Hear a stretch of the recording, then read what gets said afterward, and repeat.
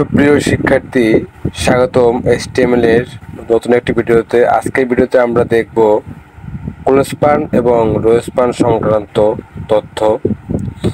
দেখো, আমাদের ডান পাশে একটা টেবিল আমরা দেখতে পাচ্ছি, এটা আউটপুট। তো এই টেবিলটার উপরে দেখো একটা হেড রয়েছে, ICT ইনফরমেশন, এবং বাম পাশে আমরা HTML কোড দেখাচ্ছি। তো প্র্যাকটিক্যাল দেখানোর জন্য আমরা এভাবে তোমাদের দেখানোর চেষ্টা করি। দেখো, এখানে ICT ইনফরমেশনের নিচে রয়েছে আমাদের তিনটা কলাম, তার জন্য এখানে আমরা ক্লোজস্পান ধরে নেব। তো যেহেতু এটা হেড টেবিলের, তো টেবিল হেড এবং এটা ক্লোজস্পান। আবার দেখো, এইখানে যে গ্রুপ 1 এর সামনে আবার দুইটা রো বা সারি রয়েছে, তাহলে এখানে আমরা ধরবো রোস্পান। আবার গ্রুপ পরেরটা দেখো 3, তাহলে আমরা এখানে HTML body table border equal 1। এবার আমরা টিআর দিয়ে শুরু করব। টিআর, দেখো টিআর জন্য উপরে একদম এই যে ইনফরমেশন ICT, এটার জন্য আমরা টিআর দিব, টিআর স্পেস। এবার আমরা নিচে টিআইস ক্লোজস্পান 3, কারণ এখানে তিনটা কলাম রয়েছে। তো টিআইস ক্লোজস্পান 3 ICT ইনফরমেশন স্ল্যাশ টিএস শেষ করে দিলাম একটা। তো এবার টিএস শেষ, আবার টিআর শুরু করে দেখো, এখন আমরা যখন পরের রোতে যাব তখন দেখো এইটার সামনে আবার দুইটা সারি রয়েছে, তাহলে রোস্পান। তো রোস্পান 2, তো রোস্পান ইকুয়াল টু গ্রুপ 1 টিডি, এটা টেবিল ডাটা। আবার টিডি ডাটা 1, টিডি ডাটা 2।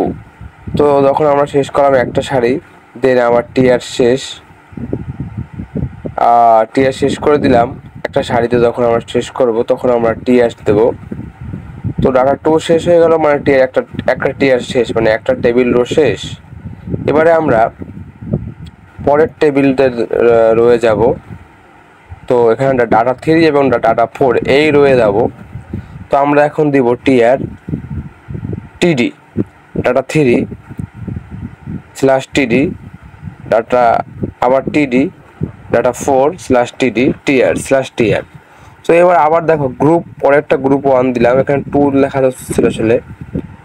তো এখানে গ্রুপ 1 ডাটা 5 6 7 8 9 10, এখানে তিনটা সারি রয়েছে। তো এখানে আমরা লিখবো টিডি।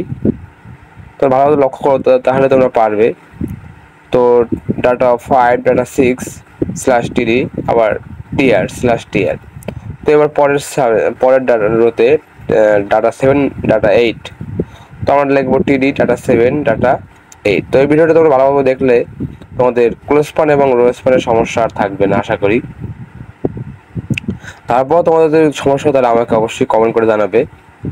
তো দেখো, আমরা এখানে সব কিছু লেখার পরে আমরা যখন শেষ করে দেবো তখন আমরা লিখবো টেবিল বডি এবং HTML। তো এখন দেখো, আমাদের টেবিল বর্ডারটা আমরা যদি একটু 1 দিয়েছি, তো এখন চাচ্ছি আমরা টেবিল বর্ডারটাকে আমরা অনেক মোটা বানাবো। সেক্ষেত্রে আমরা যদি 4 দেই তাহলে দেখো অনেকটা মোটা হবে। দেখো এখানে আমরা 4 লিখে দিলাম।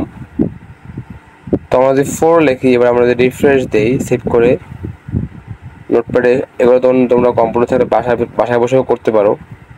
দেখো অনেকটা মোটা হয়ে গেছে। এখন আমি চাচ্ছি একটু কমাবো, 2 দিলাম, এবার রিফ্রেশ দিলাম, দেখো একটু কমে গেছে। এখন চাচ্ছি যে আমি মোটো বর্ডার দিব না, 0 বর্ডার হবে। তাহলে আমি যদি এখানে লিখে 0, দেখো 0 লিখেছি, টেবিল বর্ডার ইকুয়াল 0। এবার আমি সেভ করে রিফ্রেশ দেবো, দেখো আদৌ কোনো বর্ডার নেই। তো আশা করি তোমরা বর্ডার সংক্রান্ত তথ্য বুঝে গেছো। তো ভিউয়ার্স, আজকের ভিডিও এই পর্যন্ত। তো দেখা হবে সামনের নতুন কোনো ভিডিওতে, নতুন কোনো টপিক নিয়ে। তো সে পর্যন্ত সকলে ভালো থাকো, সকলের জন্য শুভকামনা, শুভরাত্রি।